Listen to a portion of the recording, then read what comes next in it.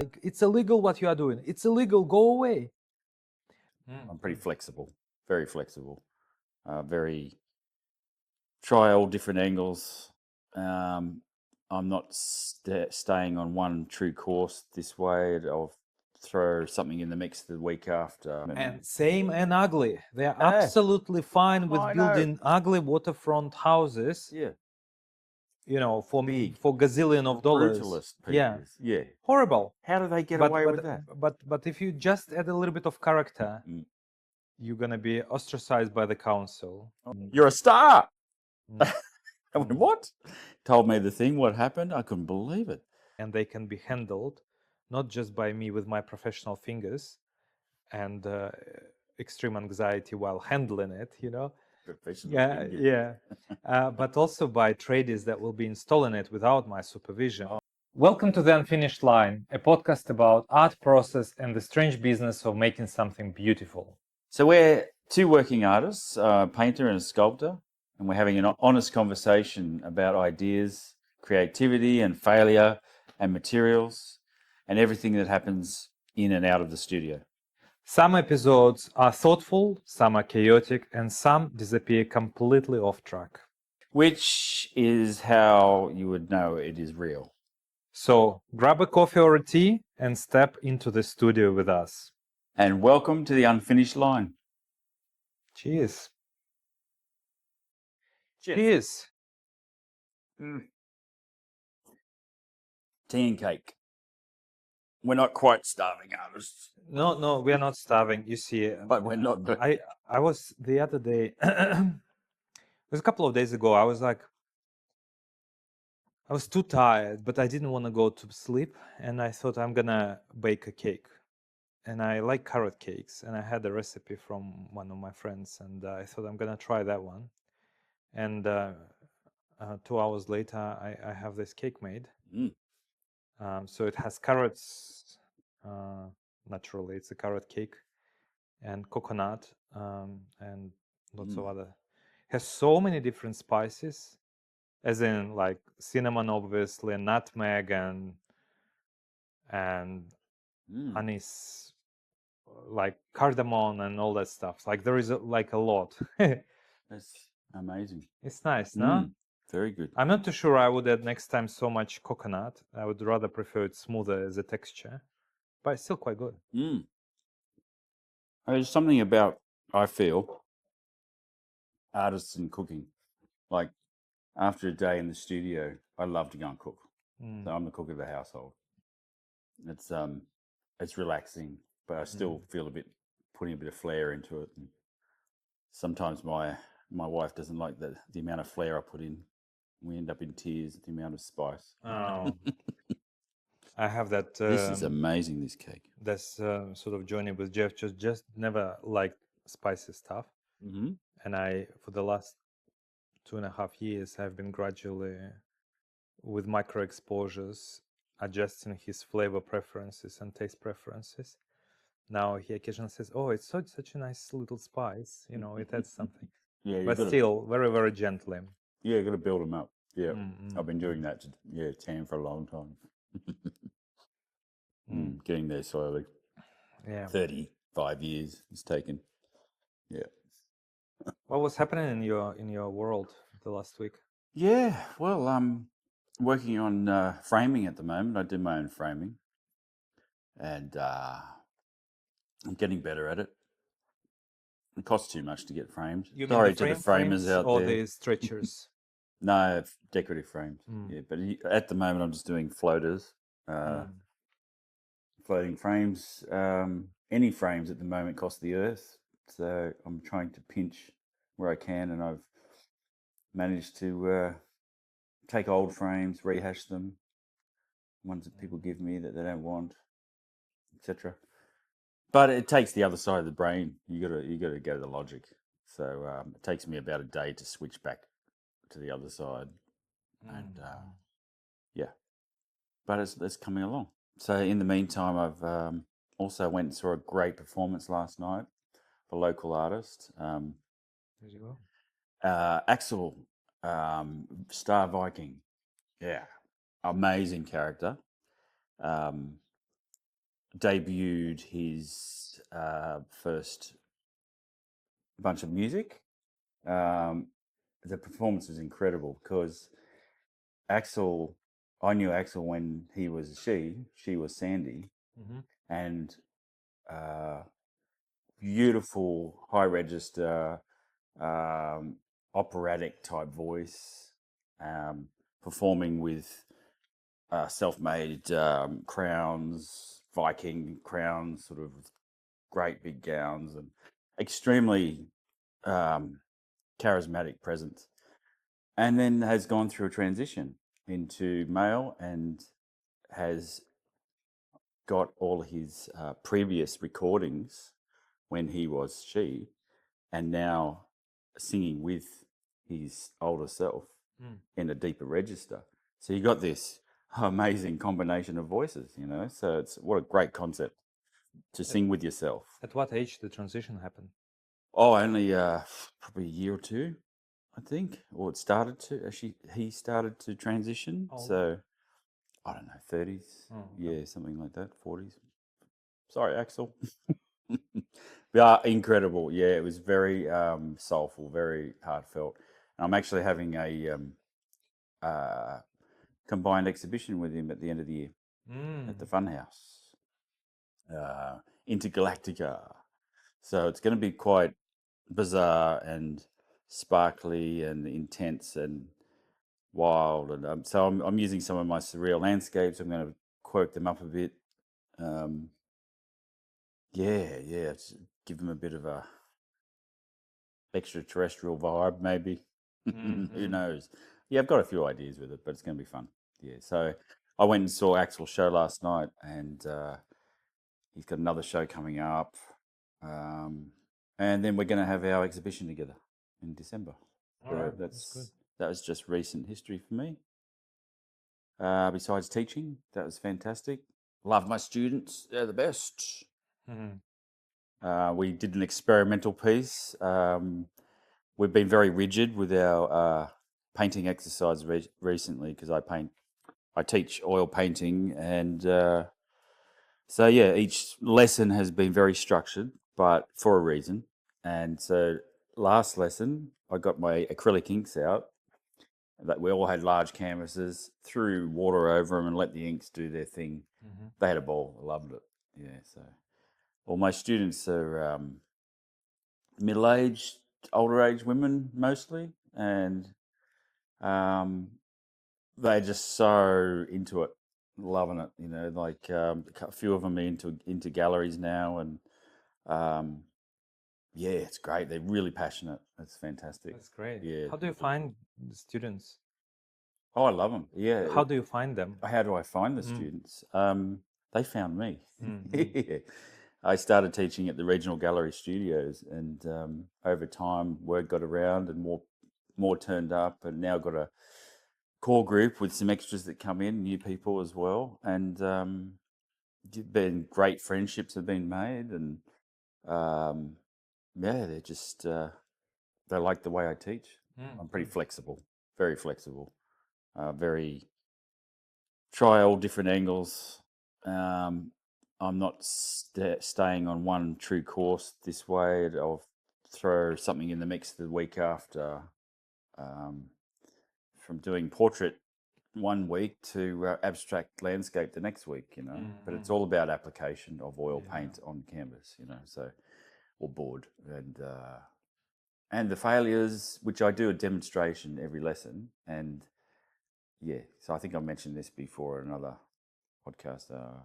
My failures are a good thing, you know. So they feel like, yes, he fails too, you know. So yeah, failures are great because there was one piece I did a couple of weeks ago. I was working on some atmosphere. They wanted to see how to paint atmosphere. So I started off the painting, and one of them yelled out, "There's no way this is going to work. No way." At the end of it, she goes, "Oh my God, you're a magician." So I didn't know it was going to work either. But you just keep working at it and see what happens. And I just sort of like to demystify it a little bit for them and say, look, let's have some fun with it, you know, throw it around. If you make a mistake or fail, we'll fix it, you know. So, yeah, try to keeping it trying to keep it very positive, and that way the encouragement, they want to be there the next week. They want to learn more, So, and that feeds back to me. I get so much out of it. Yeah. So if I've got any student that one of my students, a close friend of mine, walked out one week and said, "Nah, I can't do this. I'm gone. I don't know what I'm doing here." I went, I sort of, in a way, feel personally responsible for not, but also I don't feel fulfilled if my students aren't succeeding. So when she did this week's project, she's found a thing. Absolutely found a thing. She loved it. She couldn't stop. So, yeah. How's your week been? Oh, just before I go into my week, I was going to respond to that. I sometimes, first of all, I don't have as much experience teaching as you do, so I wish to get that more of that in the future. But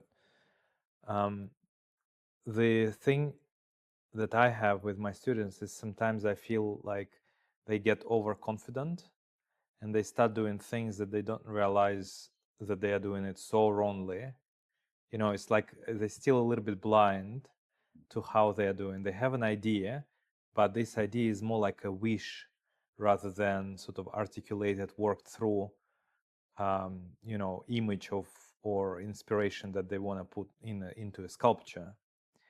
And then you sort of cautiously say, don't rush, take your time, don't go to the next stage until you really finish the first one. And if you are not sure whether you finished the first stage, put it aside, don't look at it for a few days, and then come back to it a few days later and look at it with your fresh eyes, and you will see what's missing and so on.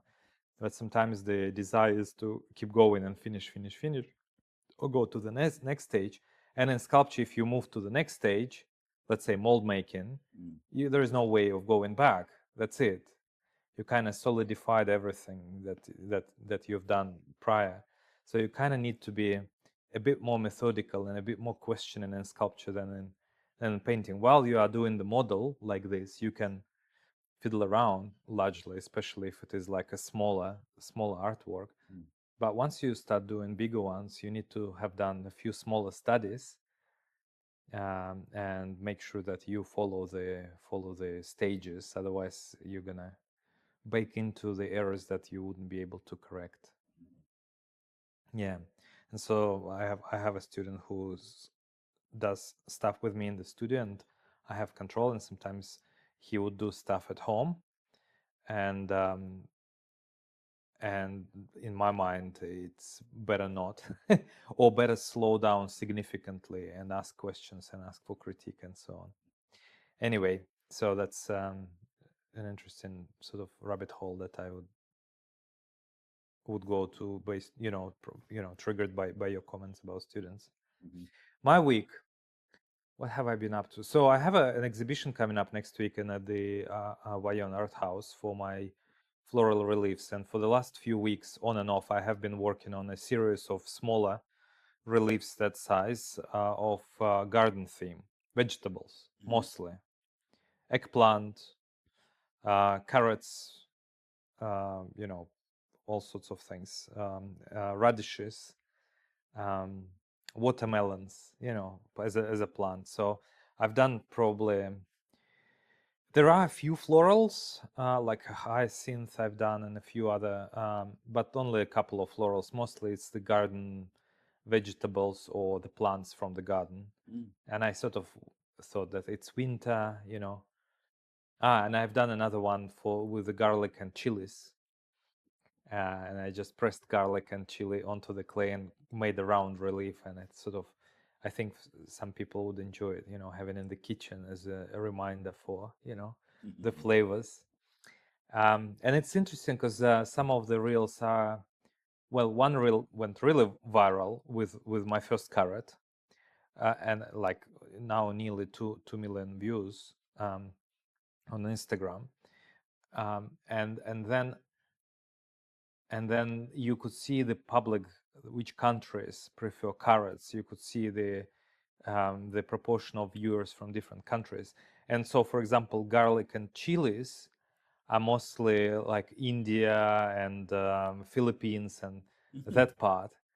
So this so it's so interesting how our culture influenced what we sort of like watching. And so the reel with garlic and chilies was mostly it didn't go viral as in millions views, but it has like 100,000 views across the last 24 hours. And these views are mostly from like sort of India and the region there. Whilst carrots are America, Australia, New Zealand, Europe. Yeah, right.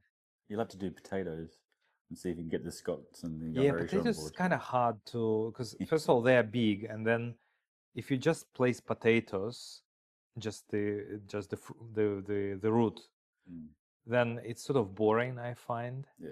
You kind of need the roots of the potato and the potato plant. And it would be a nice relief if I plant a potato and then just dig it up from the soil and just lay it all out. Can be interesting, yeah, but then I need to specifically plant it because you can't buy that in the shop. So you're having a show at the art house at Wyong? Yeah, for 3 weeks. Yeah. Yeah, they just because they rotate the exhibition every 3 weeks, and there is like maybe five different artists. Do you have an opening for it, or is it just a rotation? I know it's just a rotation. Okay. Yeah. Yeah, so I'm gonna be bumping in on Tuesday. Okay. I'll have to have a look because I just live up the road from the art house. So, Yeah, it's your territory. Yeah. So that was that. What else? For this, it's all mostly about relief. The last week has been, and so the other I've been working on the paperwork for the large reliefs, and have been doing some experiments because these reliefs are so heavy. They are 70 kilos each panel. Wow. I have to make sure that they travel safely and they can be handled, not just by me with my professional fingers and extreme anxiety while handling it, Professional Yeah, fingers. yeah. But also by tradies that will be installing it without my supervision. Oh, right. Okay. And I will write, how to do it, but still I want to make sure that they are reinforced as much as possible. So when I was casting it, I actually embedded a fiberglass mesh into them, but still I wanted to do an extra layer, and I was experimenting with putting a fiberglass mesh on the back side of it and brushing on epoxy.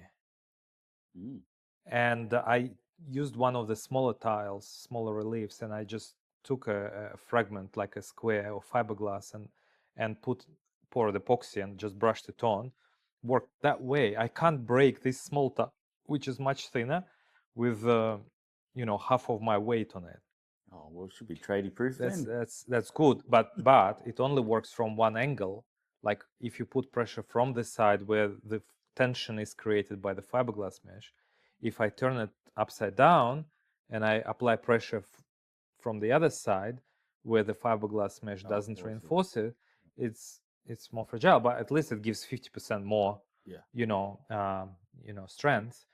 But anyway, so I did that experiment, and so now I'm also doing another experiment. I'm seeing whether my adhesive that I normally use to attaching these reliefs to the walls in the houses and decorations and whatnot will actually stick to the epoxy. Right. Because now the side is not just this special casting plaster, it's the epoxy, which is much, So you're using the art house as the experiment. Oh, no. The reliefs that go there, they are much smaller. The biggest one is probably this big, like 40 by 40. No, this is I'm just doing experiment on the side. Yeah. And then another thing, they asked me, oh, can you recommend how to install it? And what's the installation system and so on. So yesterday I was doing draftsmanship. Luckily, I'm an engineer by Yeah. So I was just literally drawing different like rail system that would hold and support the weight of 200 something kilos of the relief at the bottom, the one at the top for the safety so it doesn't fall off. It will not with the adhesive, but just in case you don't want to take risks, and was drawing different sort of elevations of the things that need to be made. So your reliefs will be hung by their gallery system wires, like a lot of them? In the Wyon art house, Yeah, yes, yeah, they're yeah. small. Oh, they're the small ones. You're talking about. I'm talking about the big commission for Oh, the the commission. resort. Okay. Yeah. So installation on the walls there, which is a permanent installation. Yeah, no, it's gonna Right. be embedded. So Yeah. sorry, yeah, for just to make, yeah, the Wyon art house. Oh, We just lucky. spent a few days just putting it together, painting, finishing, photographing, and whatnot, and just building inventory and packing it in boxes. But the main experiments are about preparing my large reliefs, this 3.3 meter by 1.6, to be installed in the resort where the commission is Gotcha. for. Yeah. And that will have, at least by my proposal, they need to make a 2 centimeter deep niche in the wall, and sort of embed the relief so that the main surface of the relief is flush with the rest of the wall, Oh, nice. and the plants stand out a little bit. Yep. And so the whole design and the problem solving was directed at that. So I need to send them a mail today with photographs of my drafts so they can send it to their engineers so they can whatever evaluate my designs, I guess, you know. So that's what I've been doing. What have I done anything else? Not much. No, it's just been mostly that. Oh, yeah, look, it's funny. Each project, each exhibition or whatever I'm working on, the studio. I've got so much stuff in my studio. I love your studio. It's spacious. It's airy. It's got space. I'm cluttered. How big is your But I space? can't help it. I've got to keep everything I've got. I need it.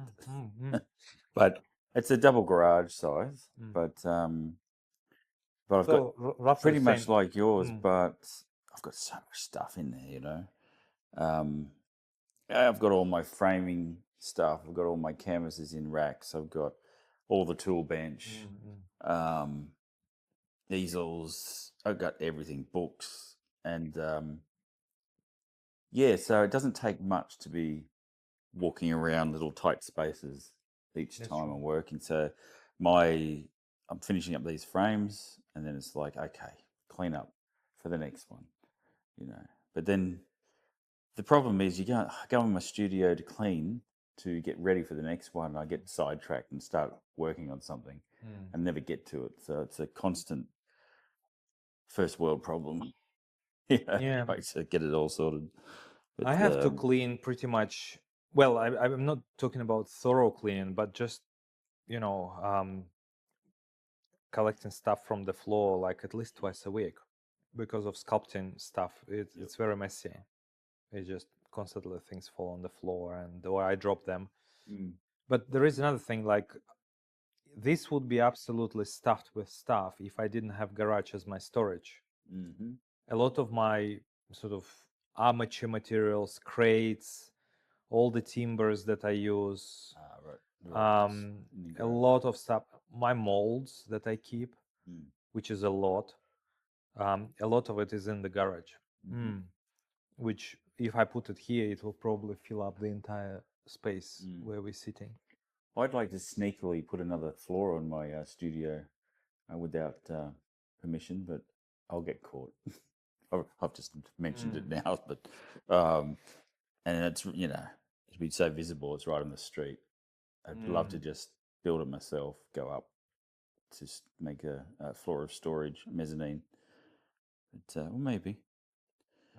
I was thinking that if I run out of space here, I would build some second level, maybe in one of the nooks in this studio, which Cool. may be a good idea anyway. But again, it would probably need council approval, and it's just bloody paperwork and stuff. Council approval in Australia, in New South Wales. No wonder people talk about France, for instance. Like I was watching some building show where people from England were going to France because of the. Well, this is 10 years ago. I don't know what it's like still, but yeah, you could build a house without any permission, and but you have responsibility. So something falls down, it's your problem, which is how it should be. You know. Yeah, exactly. Yeah, it's it's like I was at the there's a place that I went to last night for that performance, and it's the Narara Eco Village. Amazing place. Oh, that's nice. Yeah. I've accidentally, not accidentally, semi-accidentally, I needed to pick up sculpture from a photographer, and then we had time. We just let's drive around Eco Village, and my photographer is in Narara, so yeah, my was first time just driving around and just seeing. And there is an old part with established gardens and fruit trees and everything. And then there is a new part, almost barren, where people are still establishing and building. The new section, yeah. Yeah. I was talking to the coffee cart guy. He's been there. He was the 8th house built in the Eco Village, and it's a great story. And they've got open days. You can go and look at their houses. He built it with tires and hay bales and earth ship, he calls it. Amazing. But I wouldn't choose tires as a building material. No. But it's had a really great vibe there, and there's I haven't seen it yet in real life. The Hobbit house that was built. There's a local artisan I know, Nick Barron, who he built the door for it, the big circular Hobbit door. Amazing work. But yeah, talking about council before, like the woman that she's in her 80s who owns this Hobbit house, which gets so many people coming through, tourists, and she's been on gardening shows and things like that. The council come along and say, "Oh, you need to do this to this and this to this," and like there needs to be flexibility in some of these things. The council are so rigid on their rules that they want everyone to have the same thing, all look the same, and same and ugly. They are absolutely fine with building ugly waterfront houses. Yeah. For gazillion of dollars. Brutalist pieces. Yeah. Horrible. How do they get away with that? But if you just add a little bit of character, you're gonna be ostracized by the council. Oh yeah. Yeah. No, that's my point. That's why I'm in my heart libertarian. I think people should take more responsibility, but also have more freedom. Yeah.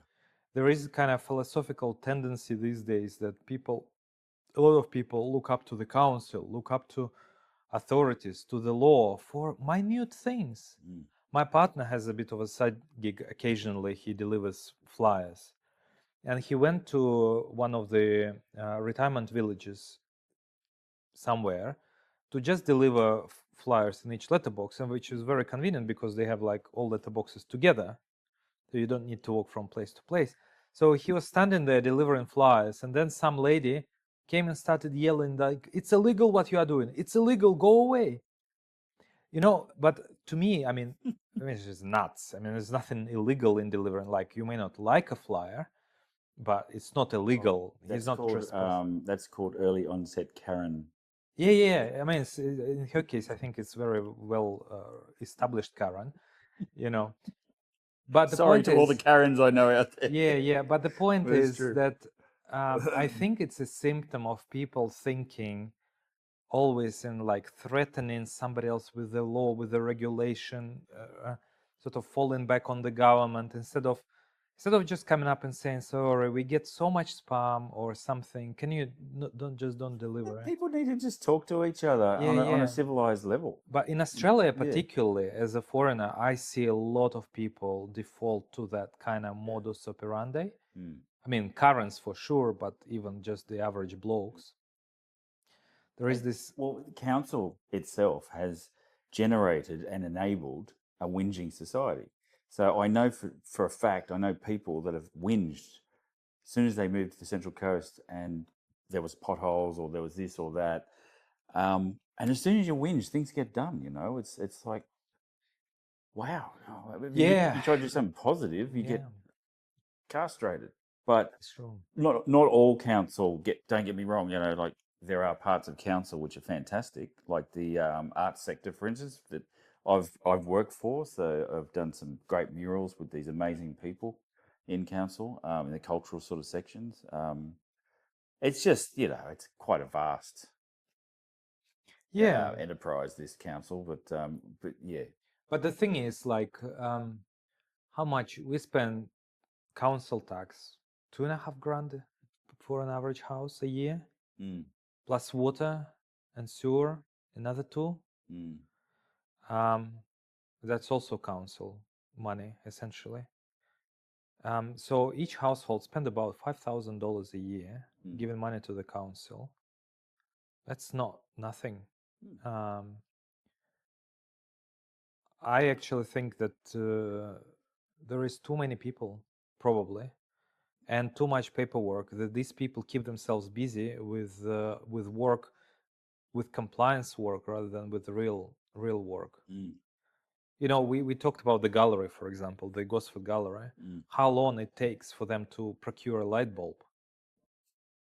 You know, Yeah, it's not yeah. because they don't want to procure, look- but they have to go through all these regulations. Well, yeah, you're right. Everything goes through one. Like for instance, I was in there about to have a lesson 10 minutes before my lesson, and the lights blew. So I quickly ran up and said, "Oh, I need someone to tell me where the electric box is, so I can." Oh no, it's going to take 3 days to get that fixed. Yeah. I went, "What? I've got a class in 10 minutes. I need lights. We just need to do the safety switch." Oh no, it could. Anyway, I eventually got to the team leader, and he came down and just went, Yeah. "It's fixed," you know. But yeah, this protocol is ingrained into everyone, and like I remember talking to one of the head curator from a few years ago. She would say, "Oh, it's really hard to get anything done. We can't. We want to do these wild exhibitions, but we have to go through these upper rungs to get them happen." Yeah. So that's why it's a hard thing sometimes for the people working in the gallery to get things done on a gallery level, to keep art fresh and up with the times and a bit controversial. Anything controversial gets shut down. That's too controversial. I've seen a couple of exhibitions shut down at Gosford Gallery, unfortunately. And that comes back around to that whinging and complaining. Actually, I was in an exhibition 18 years ago with a bunch of people. Anyway, yeah, it was. I painted this triptych, small pieces, lick, sip, suck. It was my tongue going. It was a nipple and a navel. The stuff that people would see in this, and I did this intentionally. I made it a little bit ambiguous so it would create a bit of discussion. But this woman came along with her grandchild and put up such a fuss. "I'm going to the mayor. This is pornography." I'm thinking, wow, what did she see in this? You know, Yeah. seriously. Anyway, they had to put a sign outside saying adult content inside. A warning. Anyway, I rocked in that morning to the gallery to help man it with all the women in there, and they're all, "You're a star." I went, "What?" Told me the thing, what happened. I couldn't believe it. So someone's willing to go to the mayor to complain about 3 little pictures on the wall. I think I was lucky that nothing did happen there. You know, it was, they probably saw it and said, "Oh God," you know. But apparently, this person was notorious and whinged about other exhibitions, but that actually did get taken down because of this one person. Yeah. Instead of having a discussion about it, they could have had that. Look, Yeah. council love to have meetings. Why can't they have a meeting about it? Why should they just, you know? Yeah, well, that's the thing. I think that's the very problem that I want to sort of talk about, is that tendency of people to rely on the government for anything that they like, dislike, want to change, and so on. And I think that's the root cause of kind of dysfunctional society that we currently have. Because even when COVID, like whatever side of the fence you are sitting on in regards to COVID, whether it's man-made or, you know, from bats, from China, or like whatever, but I mean, it came, like, clearly Australian government didn't play a role in its originating in Australia, but everyone was looking up to the government to address the situation, to resolve it for everyone. And like, I mean, well, in some sense, government should, of course, help, and that's the role, but there should be reasonable limits to how government, I mean, and there are limits to how much government can do. You know, if meteorites starts raining from the sky, I feel like people will be asking government to stop the meteorite rain. Mm. Quite literally. So there is this kind of But you won't get hold of them. They'll be in their bunkers.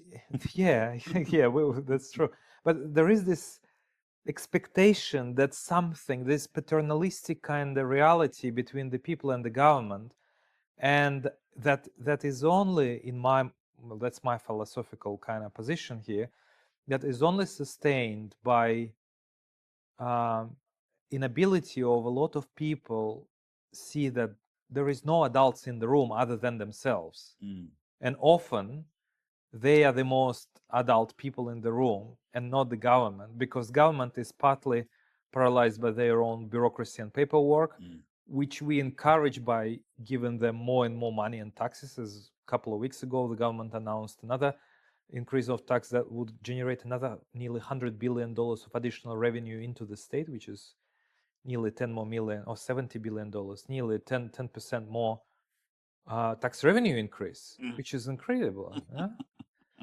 But anyway, so that these are the systems that I think we just need to realize that we are the adults. We need to solve most of the problem ourselves. And if anything, government, by and large, unless it is medicine and social security, certain kinds, and maybe military defense, the government is not very helpful. No. Look, I just want to mention something. Coming back to that idea of censorship of exhibitions, for instance. I was in a show in Sydney back in the mid 2000s with about 20 artists, and we had a show called Rude Nude, and it was rude, but it was it wasn't blatant. It was still had a bit of decency to it, but anyway, someone complained about that. And then we went down there because we heard the police were involved, and the police actually came in with black and white A4 printed, photocopied censor sheets of paper. They stuck to the top of everyone's canvases. But what we found, What year was that? This is around 2006. Oh my goodness! And we came in, we realised that people were coming in more because Yeah. they could lift up the censors. It was only sticky taped on the top, so you could lift it up to have a look. So it actually created a buzz, which helped us phenomenally. So thanks to the police for that. That was great. You never know where the publicity is going to come from. So true. if you can turn something negative into positive, do it. And true. And it's funny. I was watching this great animation today. I follow these guys on Instagram. They do this sort of AI trip sort of animation stuff. And anyway, this guy was from the slums in New York somewhere, and he said, "I want to be a rapper." And this guy would say, "You're nothing. You'll never be one. You're never good enough." 20 years down the track, he gets up in front of 100,000 people in his audience and says, "Thanks, Biff. If it wasn't for you, I wouldn't be here." So it's like, and I know that feeling where you get someone that picks something about your work, because we are, as creatives, very sensitive. And we come across like maybe a little bit, not a bit stoic, but these little negative comments stand out in the crowd of positive comments. And it eats at us a little bit. And if you can use that to your advantage and actually try to work with it, it can benefit. As long as has a bit of constructive in it. But True. Yeah, it's interesting because that little bit of angst can help. Yeah, I'm always suspicious when I hear positive feedback about my work. Like the last one was with the guy who helps me with bronzes for my sculptures. And I said, "Oh, you are doing really well." I was like, "What do you mean? Where exactly?" Like I should have just, but I was like, "Are you serious? Tell me more." Sort of thing. Yeah, I think this is probably imposter syndrome. Well, that's why I don't believe anything my wife said. So anything she says about my work is biased to the end. And then of But course there are so many people with so many different tastes sorry, Tim. Yep. that you can't rely on any one person. And you see, like I had a discussion with my, talking about students. I didn't finish really the previous rabbit hole, and I'm going the next one. But so he said, I want to do a manta ray, like, or a stingray, Mhm. to make it as a sculpture. Oh, well, great, let's do it. And then we started discussing what type of ray is best for the sculpture, and our tastes are completely diverged. And he was like, oh, I don't want manta ray because there are this kind of, in his mind, ugly sort of growths on the side of the mouth to direct the water as they swim into the mouth, because they are Oh, filter I love feeders. those things. I love those too, Very sculptural. but I think that would be such a fun to make them, and then you can bend them in different ways, and they gives more flexibility.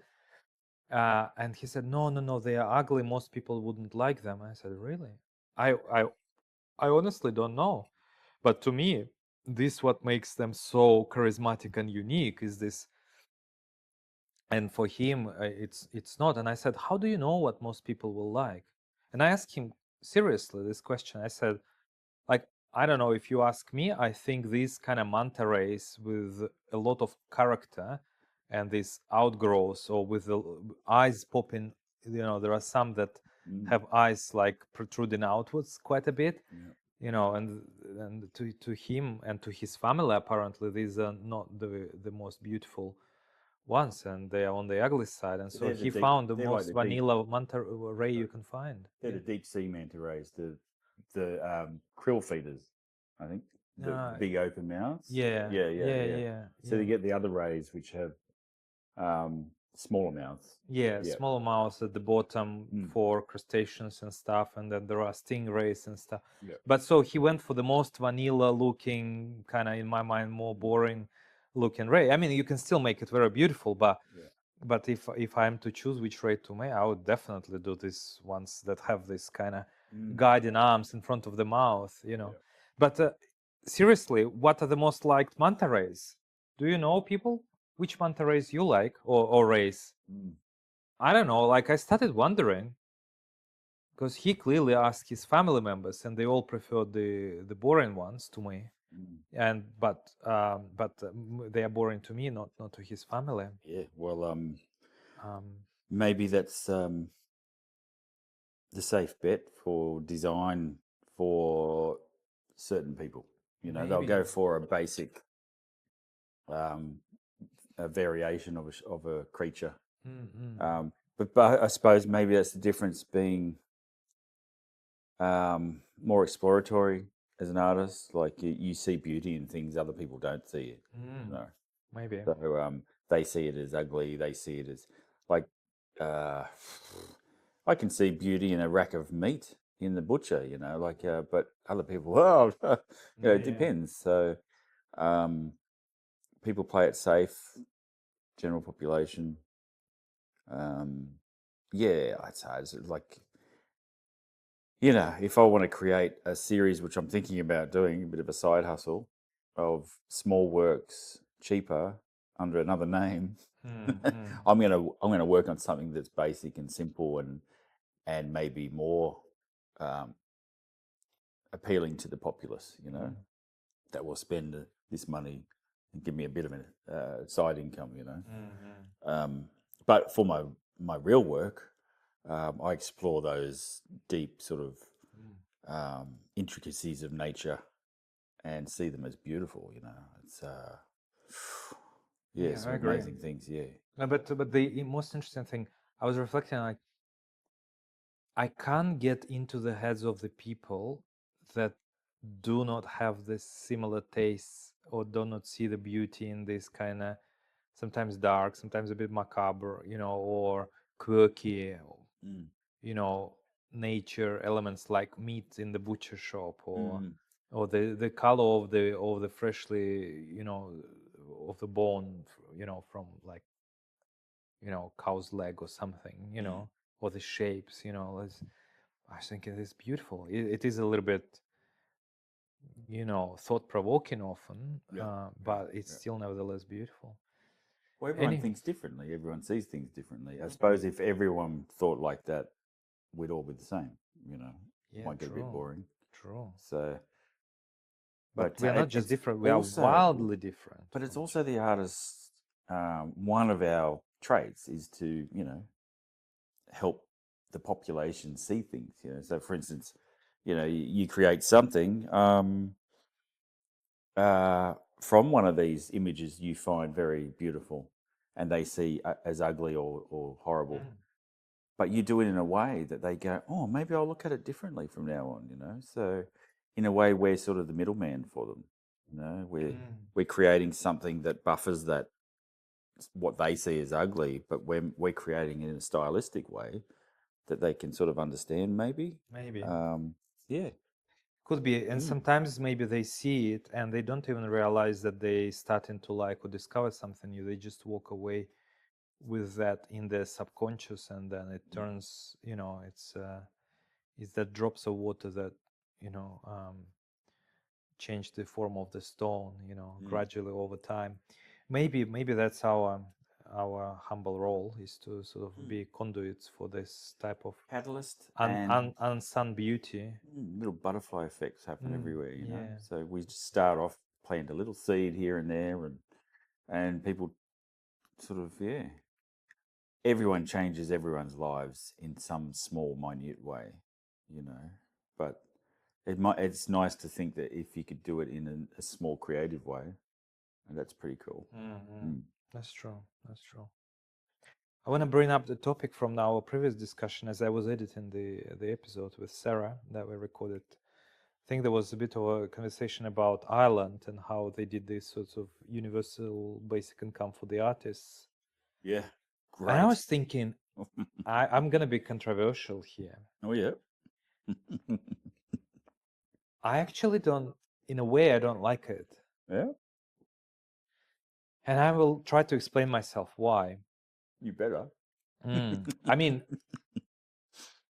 I don't like it. Not that I would refuse it if I'm given it, but I don't like it in a bigger philosophical sense, because government, whenever you receive money, let's say somebody buys your painting, you start thinking, oh, should I do more artworks like that? We talked about this last time, how success influences what you make. I talked about the platypus, and you talked about some of the artworks. So Sarah talked about her illustration side of things. And if you get money just like that from the government, eventually there will be rules. There are already rules, like you have to prove that you are an artist in a particular way to be able to be eligible for that type of payment. But my preferred way, like for the artist to be, is not through the government payment, but to have a society that has enough spare income that it can spend on the art the society values. The problem with the current society, and I'm going to talk about Australia particularly, is that everyone is squeezed.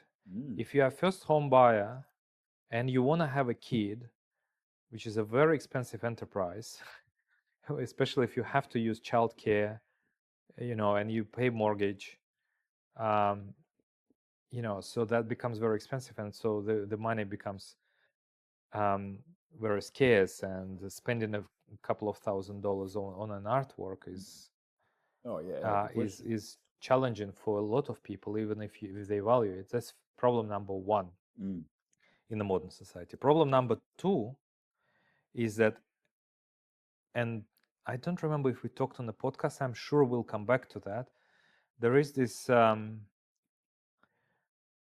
of walking zombie or working zombie human syndrome that currently a lot of people that live in the cities, they get so tired working their jobs, like 9 to 5 jobs, I mean paid, commercial, whatever, corporate jobs, and they get stressed, tired, They have no capacity to socialize and connect with other human beings, and to even appreciate and recognize the need for having some art in their life, in their walls, that is more meaningful than just a photo of, of some landscape or whatever people tend to have.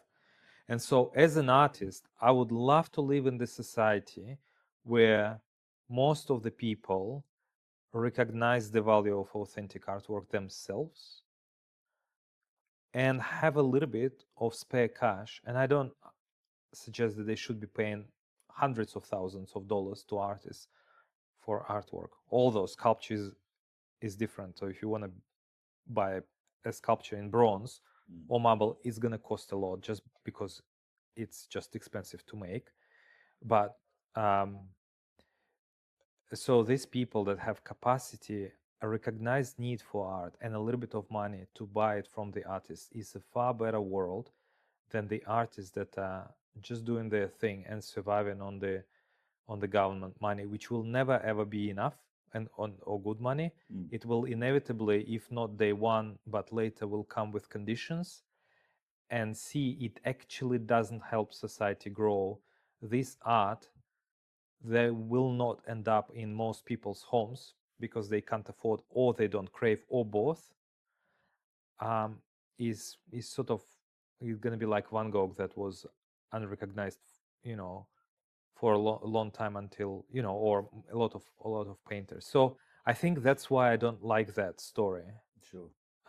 Because it doesn't solve philosophical problem that I have in my head of the society that is growing largely disconnected, poorer in the real terms, in terms of income per capita or GDP per capita, or spare cash, and zombified by the stress and the lifestyle of a modern city dweller, that they don't even know their neighbors, let alone people around. So that's how tired and stressed they are. So that's my position. I didn't talk about this at the time. I needed time to think, but that's my look, I can see that point. Yeah, absolutely. But I can also see a counterpoint, because it sort of means to an end. It's if the general population had enough to spend on art, would they spend it on art? if they value art, that's the well, second that's condition. the thing. It's a taste. Well, there is taste question, but then there is so the fact that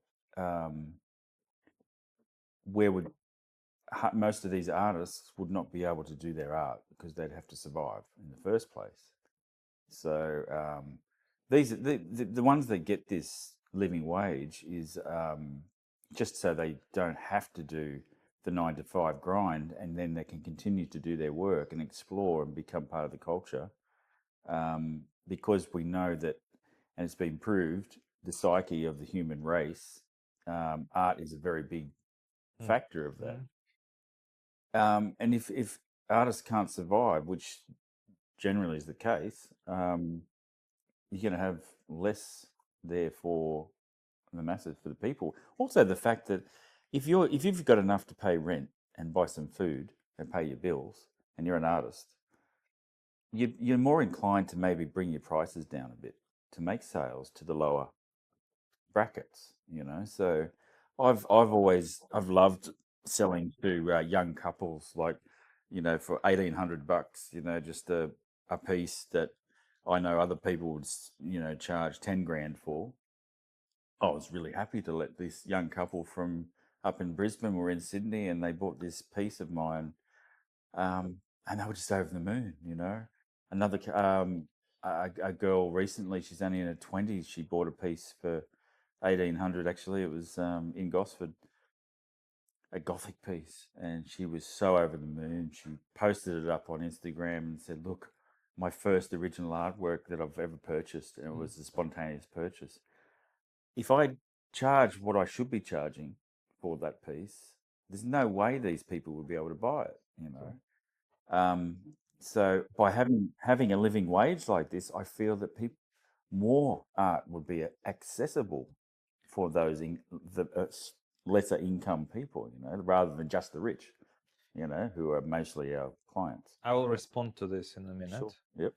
Let's take a break. I will check the cameras and close the window because there is some construction happening. Okay. You see, the problem is that art sector is not treated like a proper job. That's right. That's it's the word. it's not like you need a. I don't think, to use Australian context, we would need some special support for the artists to be able to buy food and stuff. I mean, the rent and everything that's becoming harder because it's so expensive, and but in terms of sheer survival, I believe that artists should be able to go to and apply for the Centrelink type payments. Now that's one thing. Now talking about the couple that was absolutely happy to have your painting and spend like nearly $2,000 on it, and have it. Think about from a different now perspective. Let's run a thought experiment, as I normally like doing in these situations. They want a new car. The same couple. They have a choice to spend $7,000 on Mazda 3, 10-year-old Mazda 3, or spend $50,000 and get a loan. Perhaps, maybe they don't have cash. They get a bit of a loan, a bit of savings, and the total $50,000, and they buy some, I don't know, Audi or Volkswagen that is maybe 1 or 2 years old only, or even a new car like Kia or whatever. For that money you can get quite a decent new car. What is the likely thing that they would do? Likely thing that they would buy a $50,000 car. As you see, a lot of new cars and a lot of expensive cars being driven around Australia.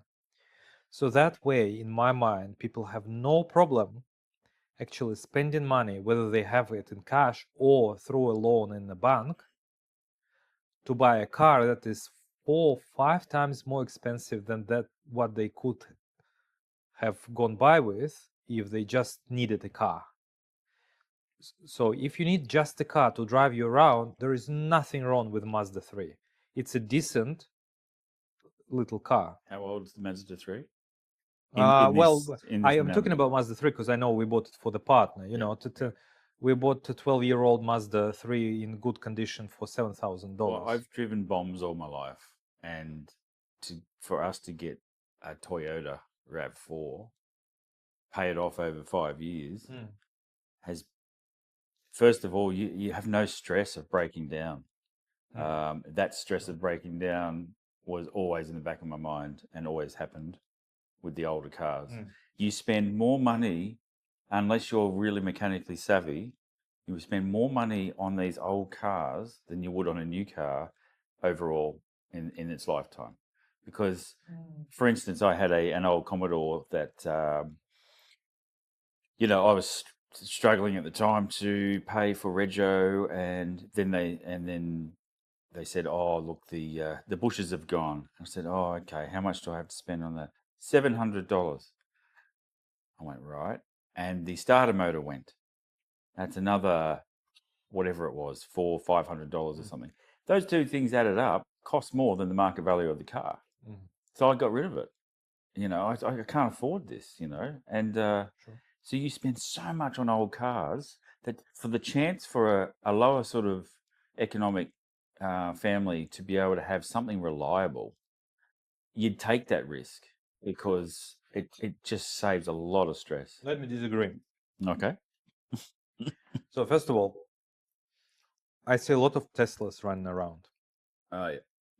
This is not a new Kia something or Toyota RAV4.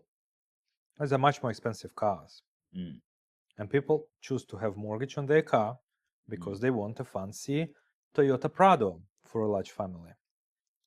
It's a fucking big car, and the amount of petrol it uses, I know, is big. Guzzlers. Or Audi Q5, or Range Rovers and stuff like that. Now, people spend $100,000+ on a new car. You buy a new car, in 3 years' time, 60% of its value is gone. Even if it didn't break, you try to sell it, you're gonna sell it less than 2 times cheaper than you bought it in 3 years.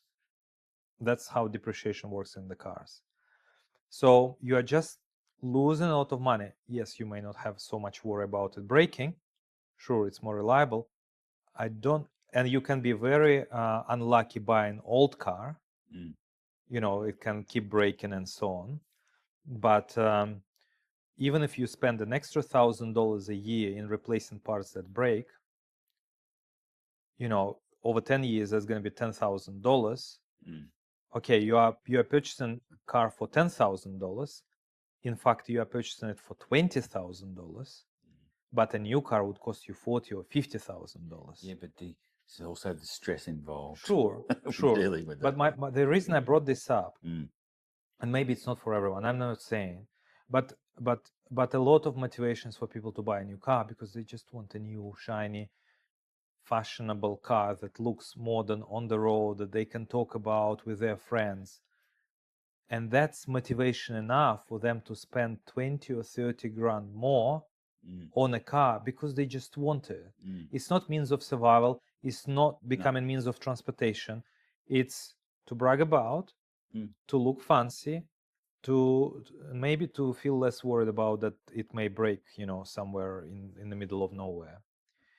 Now, if people, and that's my key point here, now in contrast with the car, if you really value art and you want a deep artwork that would be at least emotionally speaking worth your bragging about new car with a friend, then you could save $10,000 and in this price point maybe buy 2 or 3 paintings from the artists and put them in a house, and they will be there not for 3 years, not for 5 years, until your death.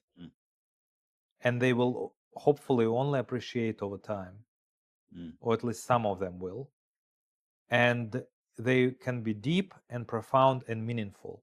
That's what I'm talking about. The problem with the society is that the society that doesn't value art to the point that they are willing to spend $10,000 on the art, that they are not willing to spend that much money on the art, but they are willing to spend 4 times more via bank loan on a new shiny car that they will replace in 2 or 3 years. Society like that has a problem. And that's my point. And the Yep. universal basic income for artists doesn't solve it, because we artists, we don't live, in my mind, in isolation. We live in the society, we talk to other people, and we see how things are actually crumbling a little bit with the political movements and Trump, not Trump, whoever you vote. But there is no doubt a strong political polarization. There is no doubt a crisis in terms of people's real income has been falling for the last 10, 15 years in Australia. Inflation adjusted average income per person. So that's the problem. And I, as an artist, I would rather have society that is not exposed to these sort of issues financially and in an ideal world, me too. Like really, I would love it for that to happen. That's why I didn't like that sort of the thing. whole thing with the Irish artists' pay is never going to happen in Australia. I can just guarantee that, because we are a sport-oriented country. Before that was to happen, all the sports people would be paid a living wage first. It's just the way it works. When you see all this money going into stadiums, going into sports, etc., etc., and then to contradict that, they just built that humongously big arts and cultural centre in Barangaroo. Just recently, they revamped it, and I was talking to friends of mine who they sent a picture before it came up on the news, and I went, fantastic. I remember seeing that Frida thing there, Frida Kahlo show there, before it turned into this big thing, which must have cost a lot of money. Yeah, okay, another art space in Sydney. Great. And then my response to my friend was, oh, at least the arts get a stadium, But on the other hand, I said, but imagine how many artist residencies that could have funded for artists to go around the world to work with different artists in different communities. Imagine how many that could have funded by the amount of money they spent on this other Sydney cultural centre when you've already got so many others, you know. So yeah, there's my sort of thought. Well, you know, but that's life, isn't it? I think you got to. Well, I speak to some people and I say, well, maybe it's true. Maybe we need to suffer. You know, not suffer, maybe, but maybe we need to struggle. We need all this stuff too, which we do. We as All an of us artist, do. or we as a We society? as an artist, yeah. We need to have those experiences that you have to strive through, because if seriously you're an artist and you can't not do it, you're going to find a way to do it no matter what. Yeah. And I tell you what, when I was an art student, we had no resources. We went to the dump to pick up sculpture supplies. We had an old primary school as artist studios and a gymnasium for an art gallery. You know, all this, it was fantastic. It was so innovative, you know, like the teachers couldn't believe what we came up with barely any resources in there. It was, I love it.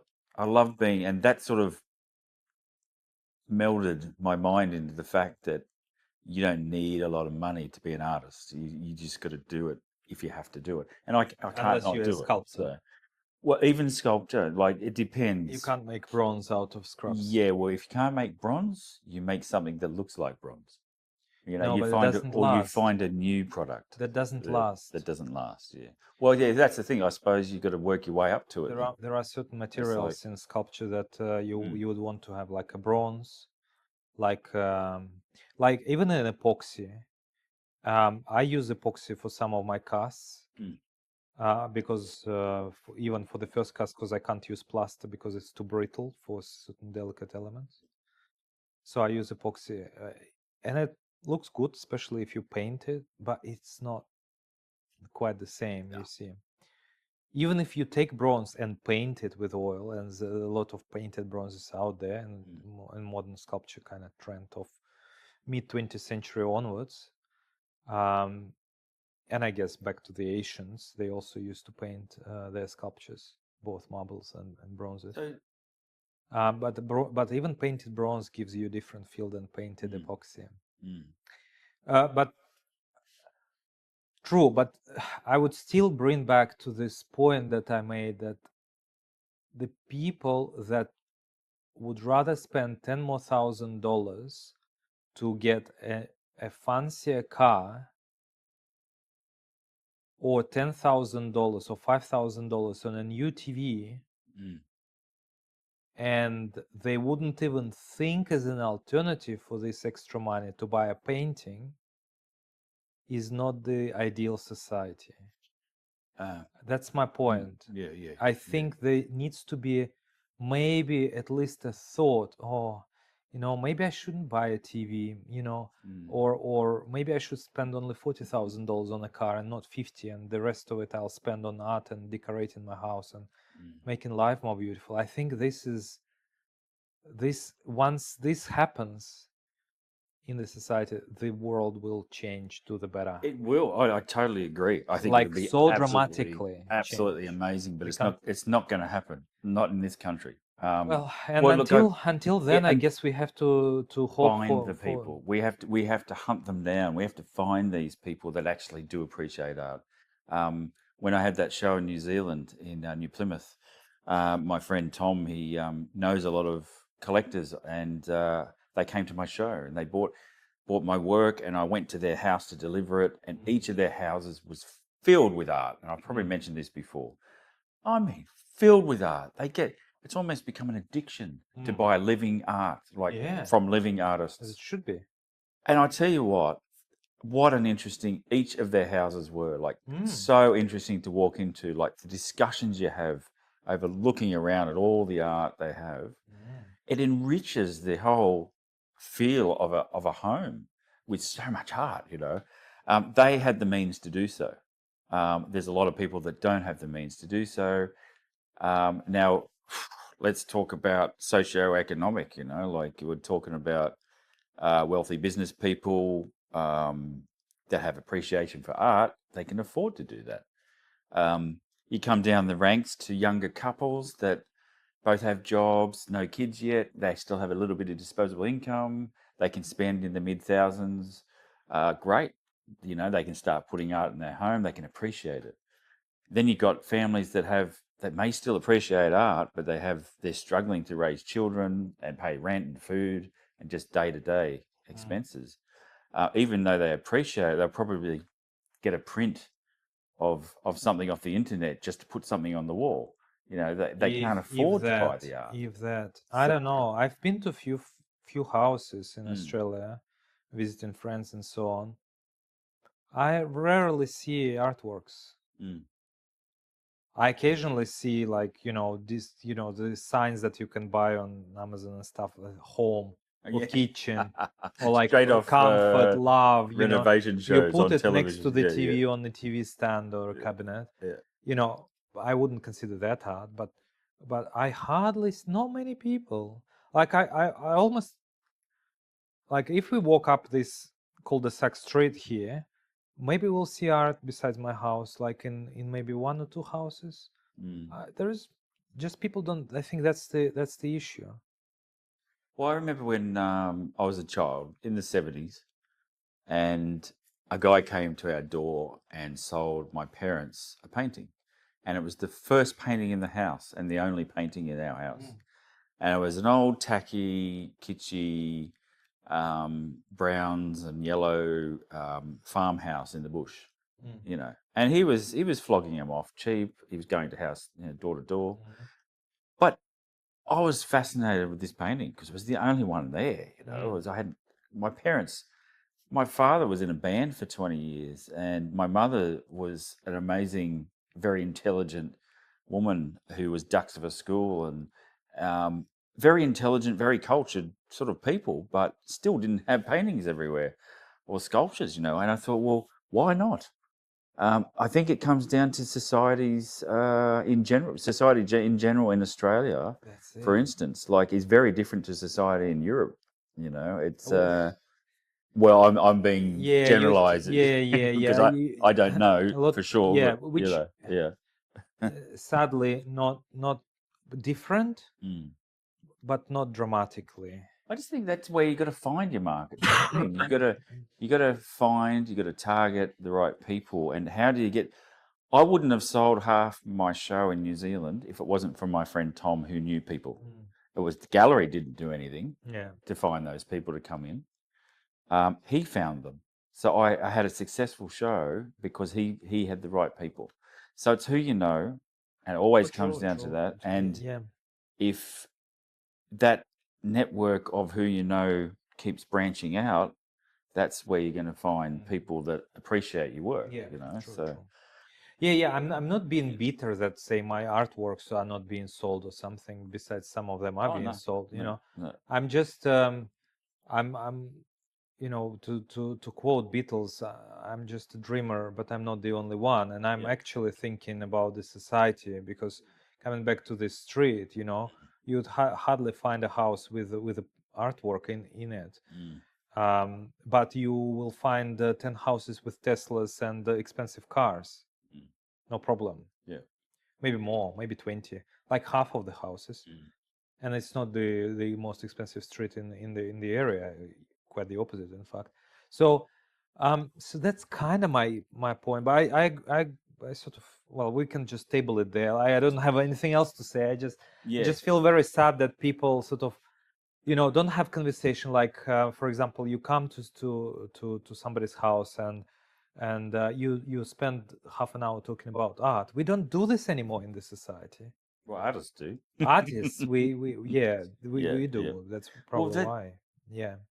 I talk when I go to people's places that aren't artists or don't have much on the walls. They ask me what I'm doing, and the conversations usually sort of go very short, because the in-depth conversations of art, like, even my wife, who's listened to my babble for 35 years, says, "Oh, I understand. Go and talk to your artist friends." Yeah. And but for her, it may be saturation. Of course, yeah. But the thing is, she loves art, and she doesn't like it when I take anything off the wall. She salon hangs our house, so Right. we've got multiple works everywhere. But she's becoming very focused on just my work, and although she's really happy to start a collection of other people's work, she still just wants mine in the main area, which is lovely to have a super fan. But it was great because we went to a show a couple of years ago, and she bought this great artist, Wendy Bills. One of her works was only very cheap, and small, so we were able to afford it. It was like $350. It was like, wow. So Tam was really excited. She bought that, and she just went, "Our collection has started." She starts small. We've been given a few works from different artists that I know, so we've got a few in the collection, and even just having those few, you start to get this feeling like this buzz, Yeah. like, oh, I'm a collector. I'm a collector. Yeah, And yeah. it can be addictive. If I had the money, if I won the lotto tomorrow, I would be collecting Yeah, non-stop. I'd build a massive house just to store it, to put it in, because the joy, the I don't know what it is, serotonin levels or something that goes into collecting art for me, and my wife and anyone else that starts it, is incredible. I think maybe they just need to flick that switch. Yeah, but this is one of the sort of role models that is not being advertised, a role model of an art collector. People don't even conceive that they can start collecting. They can't conceive that the empty wall can be decorated with a painting that they would just be looking at while resting on the sofa. It's this kind of culture that is missing. And not just in Australia, Europe, anywhere, there is just a little bit more tradition. There is a bit more collectors, and people appreciate art, and it sort of, oozes through, the society a little bit more. But it's by no means a critical mass enough for the people to start. Forget art. Let's just talk beauty. Yeah.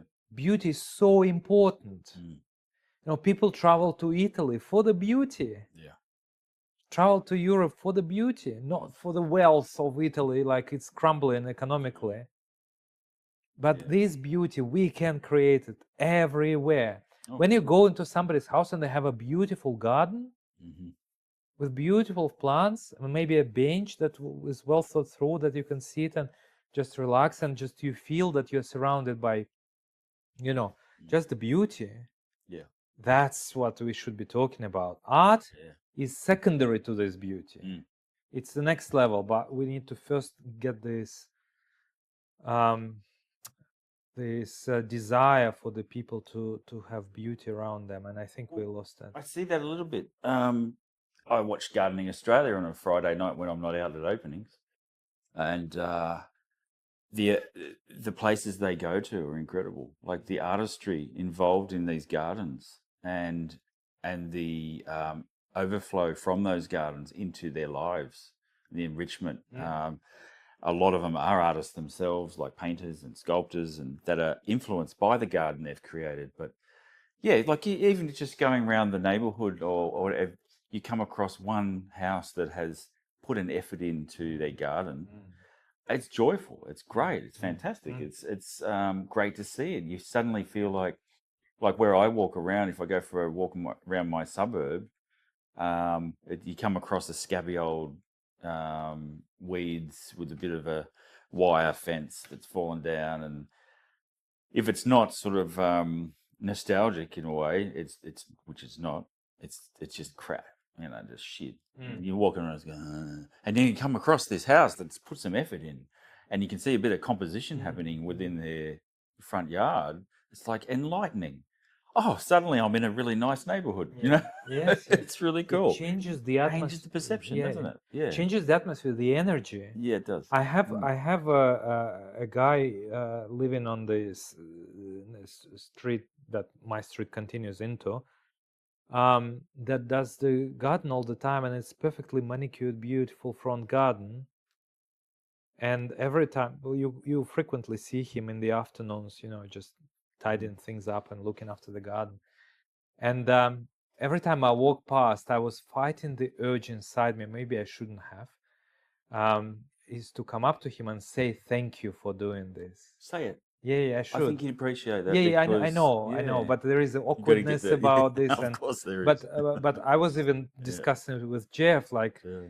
like I'm so grateful that he's doing this, you know. And it's just one house amongst many, but it has particular beautiful. Yeah, Look I can after. see that. You want to thank them Yes, for making your, you know, exactly.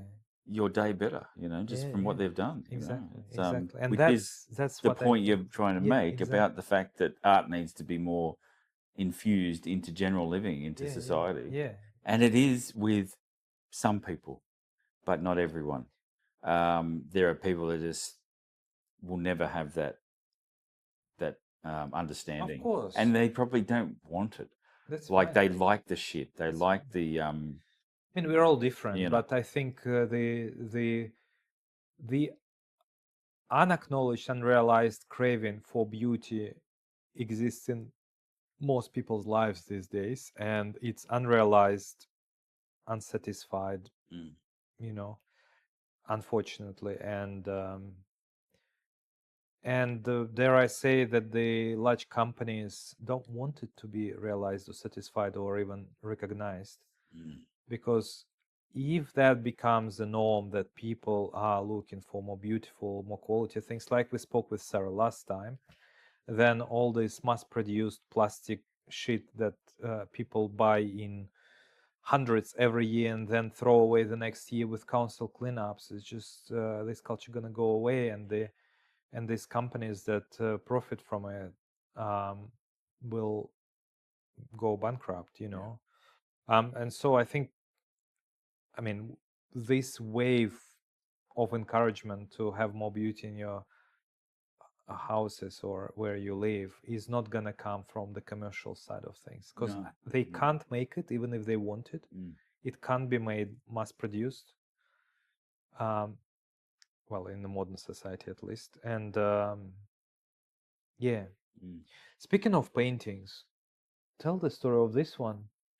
Oh, okay. Yeah. So I mentioned before that I was house husband, Mr. Mum, and the cook in the house. I call this the happy family butcher, and so it's a bit of a take, you know, like happy family.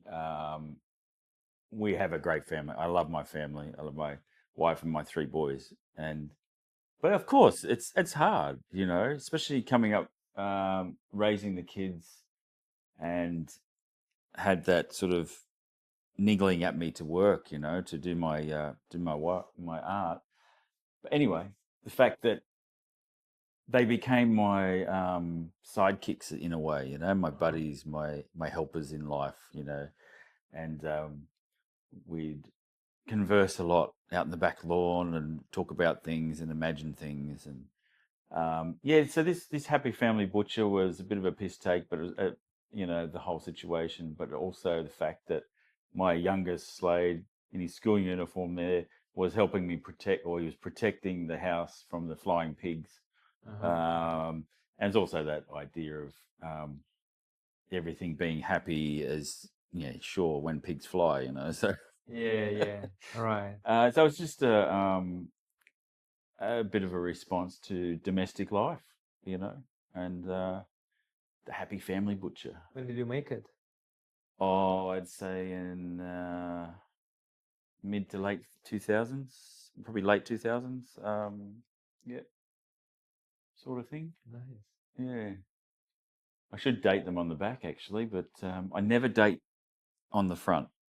I feel that that may affect things with people, even though I'm not going to sell anything from now on that's got anything to do with my family, because I did sell a piece once, yeah, of Tam, of my wife, that was pretty special, and I sold it and needed the money, and I regret it now, really regret it. It was even blessed by her grandfather, who's chief of the Ngunnawal tribe in New Zealand. And then I sold it for money.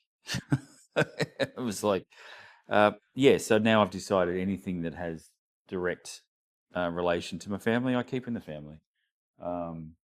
Anyway, yeah, it was a bit of fun. I need to clean it. There's bug shit all over it, which you get when you have paintings around the house. I need to clean it and varnish it, and yeah, good varnish to use. I tell you, for all those painters out there, Gamblin varnish. Maybe Satin or I'll do a clean? little product placement one day. Yeah, bring it next time. Yeah. Let's talk about it. I was always using satin, but some of my paintings are darker, so they needed gloss, and I've always been off-put by gloss varnish. But the way you apply this varnish is like a scumble, so you only put it on thin. It's not just lathering across, because you end up with lines through it. So it's a scumble through. And do a couple of layers of that. Oh, and the brilliance of this, the Gamvar, is that it can be used as soon as the oil painting is touch dry. So the thickest layer in it has to be dry, but you don't have to wait 6 to 12 months to do it, like with every other varnish. Yeah. So you can put it in, and it allows the oxidization of the paint, To so continue, continues to dry through. A wonderful, when I first got it, I looked it up online, did some research, and there was all these forums, all these artists just raving about it, just saying, wow, revelation. We can now varnish our work and put it into a show, and it's still drying underneath. So yeah, love the stuff. Okay. Yeah, Cool. but I haven't varnished that. How do you clean it? How do you? I'll just clean it off with some distilled water. I don't like using tap water because it's chlorine and everything in it. So distilled water, I buy it cheap at the supermarket, and Just water and the soft just- cloth. yeah, just water, and those microfiber cloths are good. Yeah. That's oil, right? If I was to do anything else, I'd probably add a little bit of dishwashing liquid, but then I'd have to wash that off well. But fix up the frame and give it a varnish, Like new, it's on a canvas, yeah. Canvas stuck to board. Canvas on the board. Yeah, All it was right. fun. Yeah, it looks a bit like I was told, a fella from Oliver Twist. Yes. I think the Artful Dodger. There is something. When I first looked at it, it reminded me a little bit of the pirates from the Caribbean. Caribbean pirates. Jack What's Sparrow. Yeah. Right. There is a little bit of that Well, chickiness. the fun, I suppose, the beauty that me, the father, the three boys at home, we had adventures of the mind, and in the house we built things like forts and neighborhood adventures. We didn't go far away. We couldn't really afford to go on big holidays or anything, so we went on small holidays here and there, but it was more about what we did around, because sometimes I'd look out the window in our cul-de-sac and go, "Oh, Dad, our street's so boring." I said, "Why? No, you got the lake down the road, and we can do stuff in the backyard." And so I'd give him some art supplies, and one of my boys was carving a piece of Hebel block for a school project, and stuff was flying everywhere. Loving it. Yeah, that's so fun. Yeah. you just got to be a bit of a catalyst for them to start them off, and then they go. Well, I actually think this is better than traveling, and travel for a lot of people. I'm gonna go in another rabbit hole, but just briefly, is like a distraction. It's a distraction from life, distraction from creativity, distraction from connecting with yourself. Travel these days, it's a fashion. Right. Not for everyone, and there are people that do it mindfully and with a lot of tact and learning through that. But a lot of people take travel as a distraction. And I think the type of alternative where let's create something, or how about you'll try tools and carve this, I think is better. Yeah. I mean, it's more soul enriching than spending a day flying somewhere, I don't know, to Bali, and then I mean, it can be fun too if done once, maybe twice, but like it becomes like a distraction. Yeah. Sometimes, like, especially for modern people that and I traveled a lot, So I'm not. It's not like I'm resentful. Oh, they shouldn't travel. I'm just saying, like, sometimes spending time trying to create something in these 2 weeks in a year that you have of work Mm. may be the best thing you can do. Yeah, sure. And I don't mean like being an artist in Mm. these 2 weeks, but I mean just getting something done, maybe working in the community or starting a new hobby or, getting Well, it's something. interesting you say that because I was talking to a lady that I hadn't seen for a while, and she said she travelled 126 places Mm. in her life. Yeah, but she's just honed in on local environment for her art. And I said, okay, well, that's nice. You know, I haven't travelled to Europe or anywhere like that. I need that mental stimulation.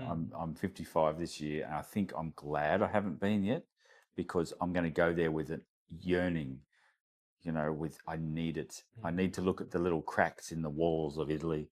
I need to Before you sit go to around and Italy, let's talk. I will give you a few tips and oh, for sure.